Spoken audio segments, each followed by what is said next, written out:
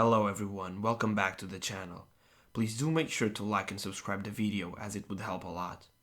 So, without further ado, let's get into the video.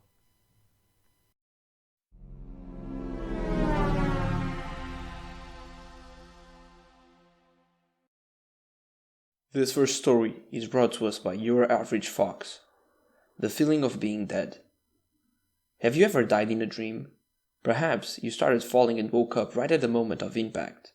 Perhaps you were in the ocean and couldn't hold your breath any longer, but instead of drowning, you could suddenly breathe underwater. Perhaps you had a nightmare and a scary monster was chasing you, but woke up the moment it caught you. But have you ever died and kept dreaming of being dead? Because it happened to me. It was a dream about an upcoming surgery, and I had to undergo general anesthesia. But, in the dream, I suppose something went wrong along the way. I could feel the cold stainless steel of the operating table beneath me, the nerves sending butterflies to my stomach, and the embarrassingly breathy surgery gowns that barely covered anything. I could feel the needle in my arm, hear beeping around me, and the surgeon and other staff preparing all tools. The anesthesiologist put a mask over my face and told me to take a couple of deep breaths. 1 and breathe out. 2 and breathe out. 3 and complete darkness. All sounds have ceased, and I was trapped in complete silence, surrounded by what I could no longer describe as darkness, but more like nothingness. All feelings of my surroundings were cut off, and my brain started to feel all weird and mushy. My awareness slowly drifting away, and then nothing. It felt like forever, and like one quick second all at once. Not a single thought present in my mind. No feeling of time passing, but also no fear. No confusion, or any other emotion, because I no longer existed. I wasn't helplessly trapped in this experience, because what I was experiencing was nothing. The feeling of not existing, how nothing looks like, and how the brain thinks about it, or doesn't think about it. It's hard to describe, but I was not present in the moment, nor in the past or the future. I didn't think about anything, nor I could think at all. My inner voice completely silent, and all my senses erased, so my brain had no input of any information from anywhere.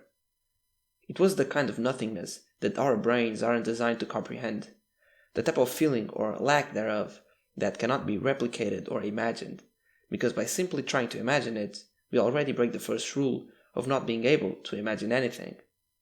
The closest thing to this experience is being exhausted to the point where one falls asleep the moment they hit the pillow, and then pass out into a sleep so deep that the entire night feels like 1 minute went by, but the mind was completely shut down in the meantime, all awareness gone. That's what it felt like after I woke up from this bizarre dream. The part before the surgery felt like time was passing normally, and the rest felt like 1 minute and eternity all at once. The complete lack of awareness and existence of any thoughts in my mind felt both creepy and fascinatingly disgusting to me. It took me a while to get myself together after such a weird dream. I remember my first thought being, is that what it feels to be dead? Note, this is based on my actual experience.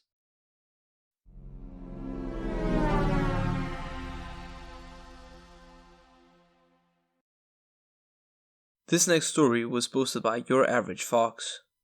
The Hidden Attic. I get weird dreams every now and then, the kind that seem like I've entered an altered reality. I walk around familiar places, yet something feels off.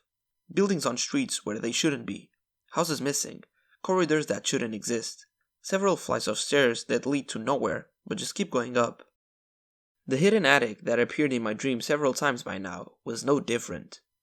For some context, I dream about my old primary school on occasion, and one time I went to the library on the ground floor in my dream.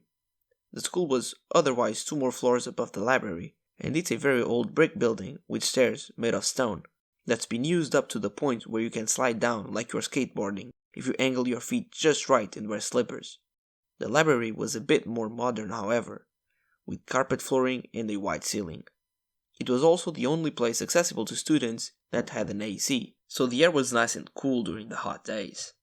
The first time I dreamt about the attic, I learned that in the middle of the reading room there was a panel on the ceiling that looked like a giant tile. It was quite unnoticeable until you knew what to look for. It was the entrance to the attic, which made no sense, because the library wasn't even on the top floor.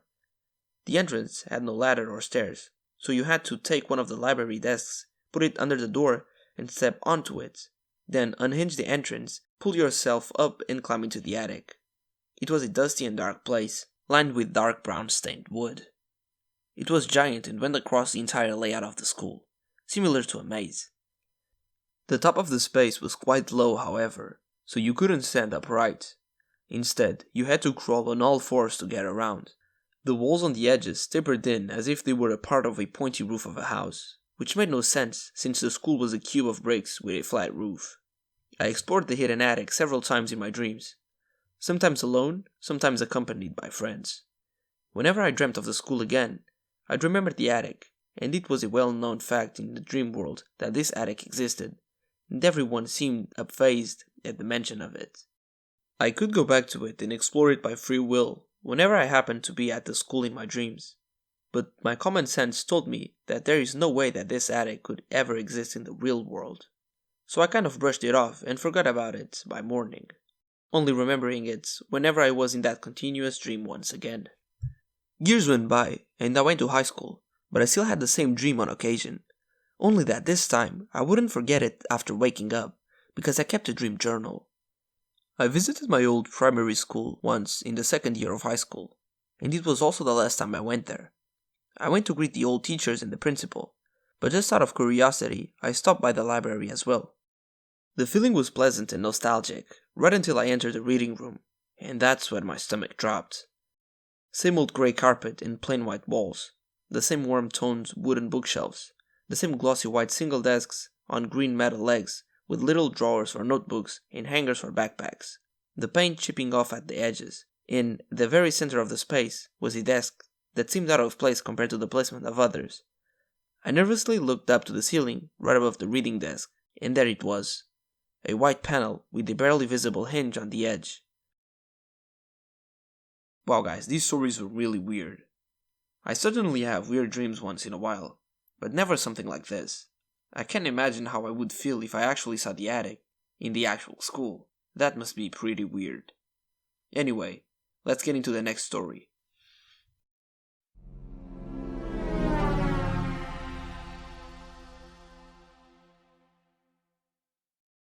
This next story is brought to us by Made Possible 1370. The Man in the Closet. This happened 2 years ago. Me and my family moved in to this new apartment. Everything was going great until my little sister started complaining about the noise in our closet. We shared the same room. I told her she watched too many scary movies and she needed to sleep. Days go by and she still is complaining about the noise. I opened the closet door to show her that there's nothing there and she needed to sleep more. She got mad at me and started spending her time in the living room. One night, around 1 a.m., she was not in her room, and she told me she was not sleepy. So I went to bed. Not a minute goes by, and I hear the closet door open. I turned on my phone's flashlight, and there was nothing there. I thought my sister's words had gotten to my head, and I tried to get back to sleep. And again, the door of the closet was opening. I was scared at this point, and did not sleep the whole night. My sister came back to the room around 4 a.m. I woke up later in the afternoon and looked up some stuff about spirits and ghosts to see if it was all in my head. I was in the living room and my sister was in the kitchen. My dad was out in our cousin's house. I had my bag facing my room, and the idea popped up in my head. I thought I should point a camera at my room to see if I could get anything. I opened up Snapchat and started recording. I zoomed in, and that's when I saw a black shadow, something that looks like a man's head popping out of the corner of the room. I stopped recording and sat there as my sister came back from the kitchen and sat beside me and asked me, "What's wrong?" That's when I started tearing up. I showed her what I saw and she froze. I did not know what to do. A minute turned into an hour and we were still in the same position. That's until my dad knocked on the door. I jumped up and ran to open it. I showed him the video and he told our mom about it. 6 days later, we moved out. Until this day, I still feel like I'm being watched. Trying to record a possible perpetrator may seem like a good idea, but please be careful, your safety is #1 priority. So, with that being said, please be safe guys.